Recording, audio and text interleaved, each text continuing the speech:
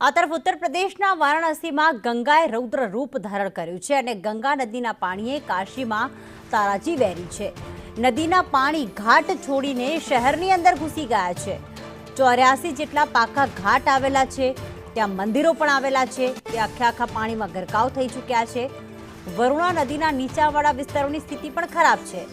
મણિકર્ણિકા ઘાટ પર પાણીમાં ગરકાવ થઈ ગયો છે અને લોકોના અંતિમ સંસ્કાર કરવામાં પણ મુશ્કેલી પડી રહી છે। અનેક ઘરો પાણીમાં અડધા ગરકાવ થઈ ગયા છે। લોકોને સ્થળાંતર કરવાની પણ અહીંયા ફરજ પડી રહી છે। તો એનડીઆરએફ અને સ્થાનિક તંત્ર દ્વારા લોકોની મદદ કરવામાં આવી રહી છે। ગંગાનું જળસ્તર ભયજનક સપાટીથી ઉપર પહોંચે તો હજુ પણ મુશ્કેલી વધી શકે છે।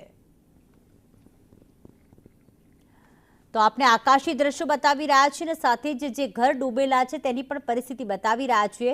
આકાશી દ્રશ્યોમાં આ ગંગા નદી આપ જોઈ રહ્યા છો કે જે આસપાસ જે મંદિરો આવેલા છે, જે ઘાટ આવેલા છે, તેને પણ પાર કરીને હવે રહેણાંક વિસ્તારમાં પહોંચી ગઈ છે। મણિકર્ણિકા ઘાટના આ દ્રશ્યો કે જે અડધું પાણીમાં ગરકાવ થઈ ચૂક્યું છે, ત્યાં હવે જવું મુશ્કેલ થઈ ગયું છે। બોટ અત્યારે બંધ કરવામાં આવી છે। તો બીજી તરફ જે અમુક કેટલાક મંદિર આવેલા છે કાશી ખાતે કે આ ધર્મશાળાઓ કે રહેણાંક વિસ્તાર જે આવેલા છે તે પણ અડધા પાણીમાં ડૂબી ગયા છે। એનું કારણ એ છે કે અડધા મકાન જે પાકા મકાન છે, અડધા મકાન પાણીની અંદર છે। લોકો જે છે એ ઉપરના માળે કે ટેરેસ ઉપર બેઠા છે। આકાશી દ્રશ્યોથી આપ જોઈ શકશો કે કઈ રીતે ગંગા નદીએ રૌદ્ર સ્વરૂપ ધારણ કર્યું।